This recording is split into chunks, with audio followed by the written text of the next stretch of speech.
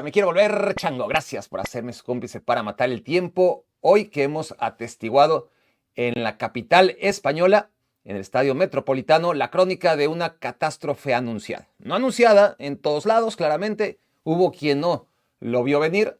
Aquí creo que se ha dicho bastantes veces en este podcast que lo natural era que el Barça, cuando volviera a enfrentarse a un equipo con los jugadores que tiene el Chelsea o el Paris Saint-Germain o el Real Madrid, como ocurrió en el partido de ida de la Liga, en el partido de la primera vuelta de esta temporada, que ese día es cuando íbamos a ver si este Barcelona había mejorado o no había mejorado, porque la sensación era que por más que este Barça luciera y ganara y a veces goleara en contra del Español de Barcelona, o en contra del Mallorca, o en contra del rival que ustedes quieran de la Liga Española, y la mayoría de los rivales en Champions League, siempre y cuando no fueran de una estatura importante como fueron Paris Saint-Germain y Chelsea, incluso el Brugge, que tiene muy buenos jugadores y quiso ver mal al Barcelona. La mayoría de los equipos de España no están capacitados para esto. El Atlético de Madrid, con sus problemas, sí que lo está, y llegó el día en que el Barça volvió a generar dudas porque los errores que comete el Barça los comete en todos los partidos. El tema es que contra el Atlético de Madrid o contra el Paris Saint-Germain o contra el Chelsea, estos rivales tienen futbolistas capaces de que las jugadas que permite el Barça, partido sí y partido también, acaben en goles. Y esta es la gran diferencia. Y otra vez el Barça vuelve a reprobar este examen que marca su involución, o si no, su no evolución. No podría asegurar que este Barça es peor que en la temporada pasada. Sí puedo asegurar que no ha mejorado. Y no mejorar en sí mismo es empeorar cuando hablas de un proyecto que nos sorprendió a todos, que ha sido magnífico, que no por lo de hoy lo vamos a echar todo por tierra. Por supuesto que Hansi Flick, antes y después de este partido, sigue siendo un técnico fundamental para entender la historia contemporánea del Barça, pero también que así como nos sorprendió en gran medida y esa primera temporada nadie la vio venir, sobre todo que fuera tan rápido su efecto y que el Barça empezara a jugar tan bien y absorbiera esos conceptos de riesgo de la manera en que lo hizo, pues uno espera que la segunda temporada sea mejor. Ya nos sorprendiste en la primera, perfecto. Ahora muéstranos en la segunda una evolución. Este equipo no ha evolucionado. Y es sencillo entender por qué. Tiene la misma idea de juego y no ha mejorado ni su táctica, no se ha protegido porque no ha querido, y le salen las cuentas en la mayoría de las competiciones. Al final, el Barça, sea como sea, tiene un punto de ventaja en la Liga. La Copa del Rey, pues ya ganó 32. Si no gana 33, tampoco va a pasar gran cosa, si somos honestos. Pero el tema es que la Champions League, todo pinta para que vuelva a tropezar con el mismo muro, porque no ha mejorado desde el punto de vista táctico, porque va a morir con la suya, lo cual es muy romántico y está bien, y a veces la suerte te puede favorecer, y así como te salió Cruz en contra del Inter en el próximo duelo de Champions League, igual en el volado le sale cara y avanza de ronda. Pero tarde o temprano, ante rivales de la jerarquía de los futbolistas que se enfrenta el Barça a partir de cuartos de final de la Champions League, lo normal es que si pasas de cuartos, ya no pases de semis. Y si pasas de semis, la final ya sea demasiado para un sistema tan arriesgado. Ahora, no solamente es el sistema, son los jugadores. El Barça no se refuerza en defensa, al contrario, se debilita, ¿no? Se va Íñigo Martínez, no llega nadie. Recién llegó Joao Cancelo, que a esas alturas en 2026 es igual a nadie, sobre todo si tomamos en cuenta las necesidades del Barça. Entonces, este Barça, lejos de mejorar en defensa, empeora respecto a la temporada pasada. Y no solamente los que no llegan. A Eric García le vimos un gran nivel durante la primera vuelta, se quitó la máscara hace un par de partidos y volvió a ser ese Eric García falto de confianza. Increíble, ¿no? Yo supongo que es casualidad nada más, pero con la máscara no se lo hubiera quitado nunca, hubiera hecho como Osimhen, por cábala, no por protección, por incómodo que fuese. La verdad es que Eric García ha vuelto a ser ese defensa técnico muy bueno, con aprieto en los pies, pero que no defiende bien. Y durante la primera vuelta anduvo muy bien. Y Pau Cubarsí, que siempre hay que juzgarlo, igual que Lamine Yamal, por la edad que tiene, nunca hay que perder de vista la edad que tiene Pau Cubarsí, todo lo que ha hecho, todo lo que seguramente hará, pero esta temporada está muy lejos del nivel y seguramente es un efecto dominó. No tiene a Íñigo, eso ha cambiado su labor y sus responsabilidades en el Barça y hoy ocurre una jugada peor que cualquiera de los goles que quieran recordar el Atlético de Madrid. La peor jugada defensivamente el Barça ni siquiera acabó en gol. Es una en la que tira la línea fuera de juego en el campo contrario, ¿no? Y al final acaba fallando el Atlético de Madrid. Koundé parecía en vivo antes de ver la repetición que milagrosamente la sacaba sobre la línea. En realidad, Julián había fallado esa definición y Koundé pues se tropieza con ella, pero esa pelota de todas formas iba para afuera. Pero el Barça tirando el fuera de juego en campo contrario. Te habla de una distracción, de una falta de liderazgo, de un montón de lagunas que permanecen en este Barcelona. Y Koundé, por supuesto, cuando te enfrentas a un jugador como Ademola Lookman y está inspirado, porque Lookman es de rachas y ahora está en una muy buena racha y Koundé está en una muy mala racha y Lookman despedazó a Jules Koundé que viene haciendo una muy mala temporada, igual o peor que Pau Cubarsí. Y esto se va notando, sobre todo en partidos como el de hoy. El propio Joan García, ¿no? Desde que la prensa en Barcelona empezó a hacer lobby para que Joan García fuera a la selección, enfocándose solamente en el mal nivel que se puede compartir o no del portero del Athletic Club de Bilbao, pero Simón lo está haciendo bien en la selección española, e independientemente de que compartamos o no, que uno gana o pierde la titularidad en la selección y no en sus clubes, una vez que estás en la selección y lo haces bien, el técnico no tiene por qué cambiarte, pero olvidémonos de Unai Simón. Es que el siguiente es David Raya y lo está haciendo sensacional. Es decir, por donde lo quieras ese debate de Joan García o Unai Simón, no tiene razón de ser, porque si vas a debatir que por el nivel que atraviesa ahora mismo el portero del Athletic Club no debería ser el portero de la selección, a pesar de que en selección no se ha equivocado, entonces el que ha estado ahí esperando su turno en selección es David Raya, y el que viene haciéndolo de manera magnífica con el Arsenal es David Raya. Entonces, desde que se empezó a hacer campaña en pro del arquero del Barça, no ha vuelto a ser el mismo. Otra vez, curiosamente o no, es como lo de la máscara de Eric García, simplemente son puntos para instalar en la línea del tiempo, ¿no? Momentos cruciales que pudieron coincidir con ciertas cosas fáciles de percibir, ya sea a la vista o al oído. Y justo cuando Joan García empezó a jugar mejor que nunca, claramente, y a justificar más o menos este debate, que para mí, insisto, no tenía razón de ser, por bien que le estuviera haciendo el portero del Barça, sus actuaciones empezaron a ser peores. Hoy será interesante ver uno de los goles que anota el Atlético de Madrid en el primer tiempo. El primero, de hecho, es un autogol de Eric García, pero igualito al de Pedri en la Eurocopa, dándosela a Unai Simón. No igualito, porque el de Pedri fue un pase desde la media cancha, pero aquí, bueno, fue bastante lejos del área, pase retrasado al portero, aquella vez en contra de Eslovaquia en la Eurocopa de 2020. Y aquí la jugada es idéntica. Lo que le pasó a Unai Simón, se le resbala la pelota, ni siquiera la toca, es autogol del más inocente de todos, que en este caso fue Eric García. Y como logra Joan García sacarla de la portería, el árbitro interpreta de inicio que la pelota no rebasa del todo la línea de gol y luego anota Lookman.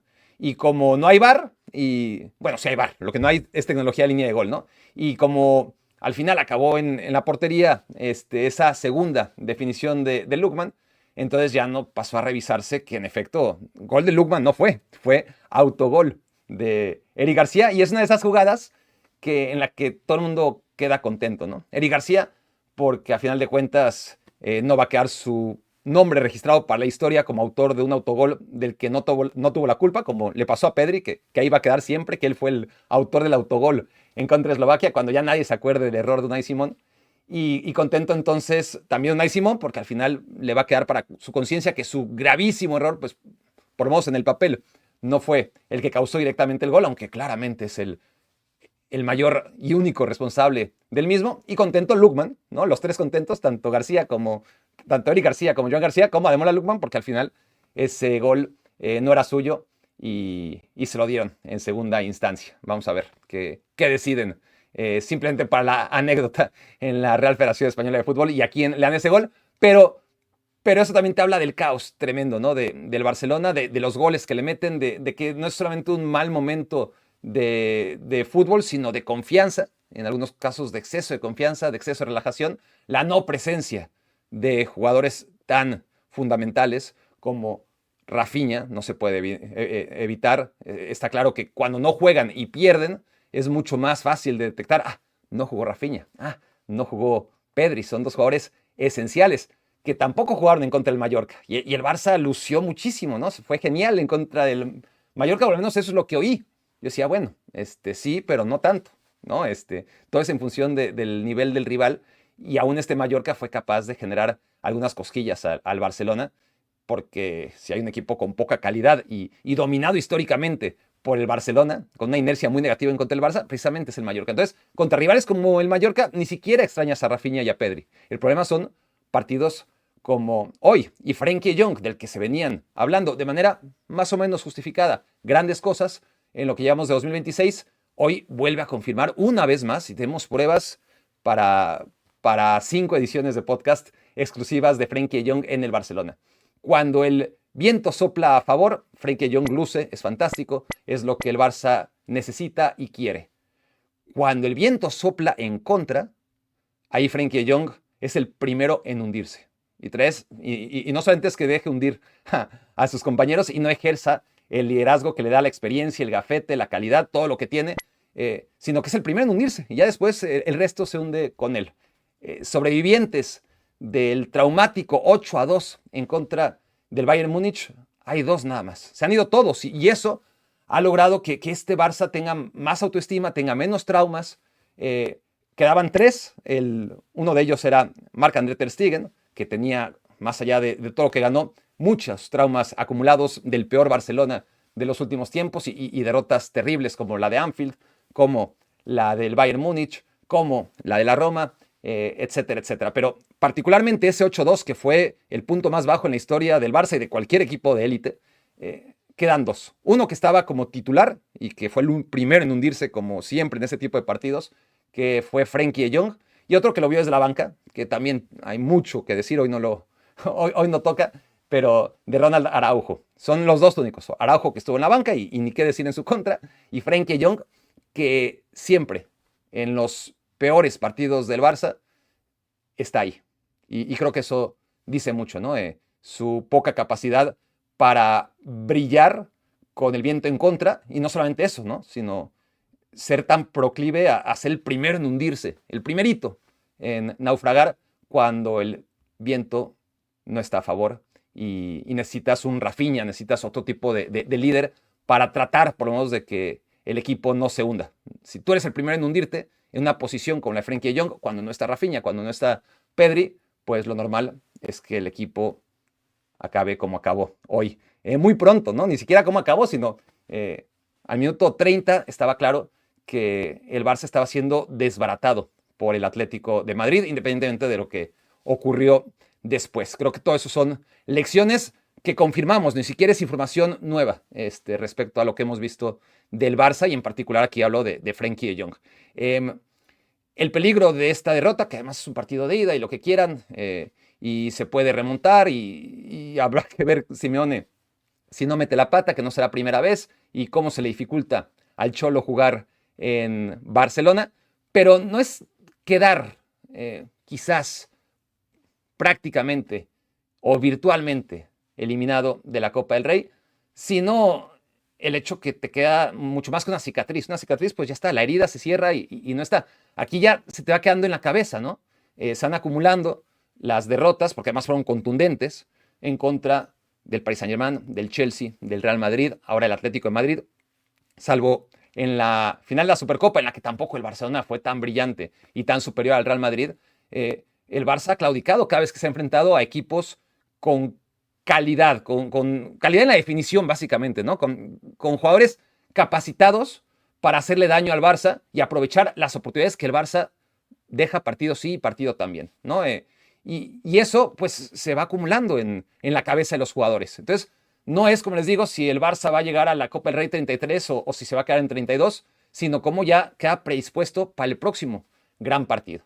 Lo que sí, y eso hay que decirse decirlo a favor del Cholo Simeone, esa capacidad que tiene de sobrevivir justo cuando tiene el agua al cuello. ¿Cuántas veces no ha parecido que está entre la espada y la pared y que esta vez sí el Atlético de Madrid necesita reaccionar o el Cholo Simeone no va a contarlo la siguiente temporada? Y cada vez que pasa, el Cholo se inventa algo.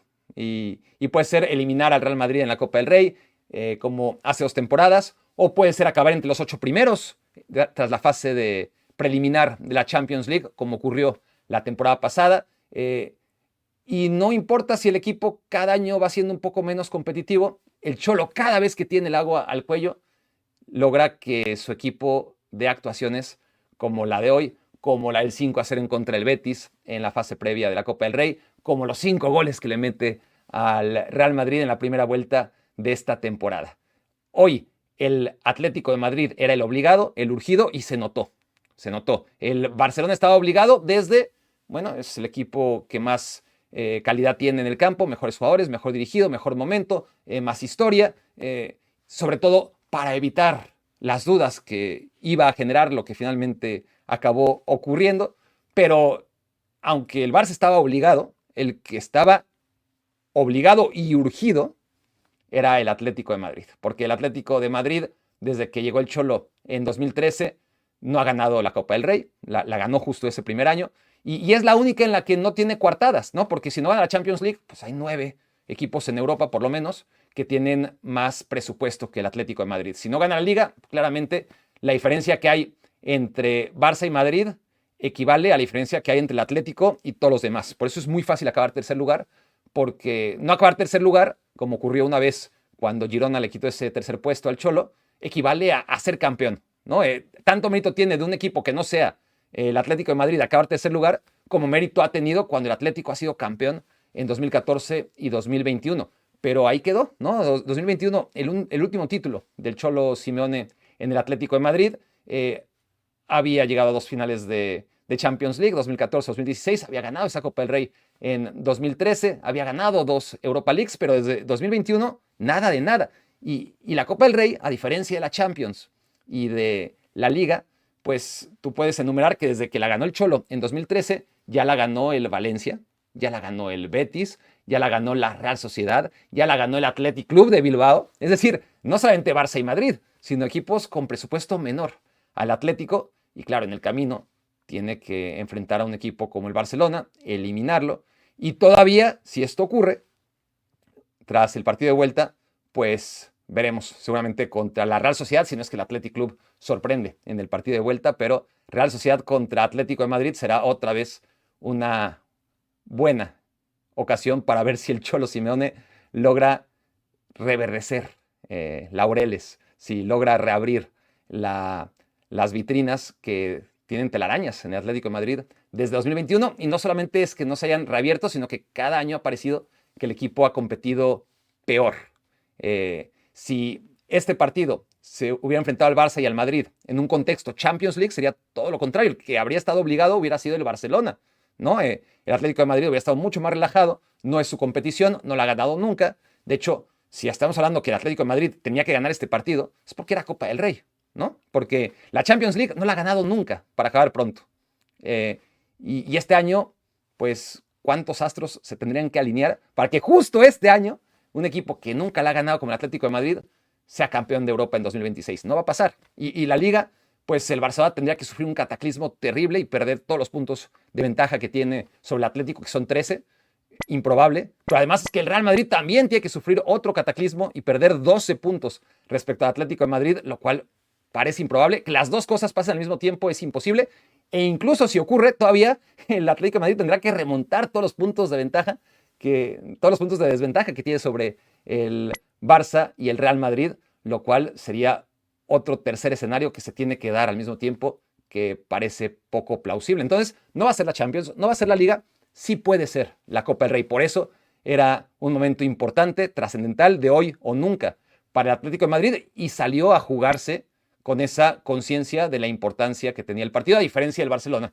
Si este mismo partido hubiera sido en contexto Champions League, habría sido totalmente distinto, ¿no? El Barça hubiera sido el mentalizado, el Barça hubiera sido el que se le está jugando todo, el Barça hubiera sido el urgido por todo el tiempo que lleva sin ganar la Champions League, más allá que el Atlético de Madrid no la ha ganado nunca, no es su responsabilidad ganar la Champions League, del Barça sí, es su cuenta pendiente y bueno, el caso es que no era la Champions League, era la Copa del Rey y por eso vimos lo que vimos. Un Atlético de Madrid enchufado porque tenía que estarlo y un Barça que no lo estuvo porque no tenía tan urgentemente que estarlo. Esto fue Me Quiero Volver Chango. Muchas gracias por haberme hecho su cómplice para matar el tiempo.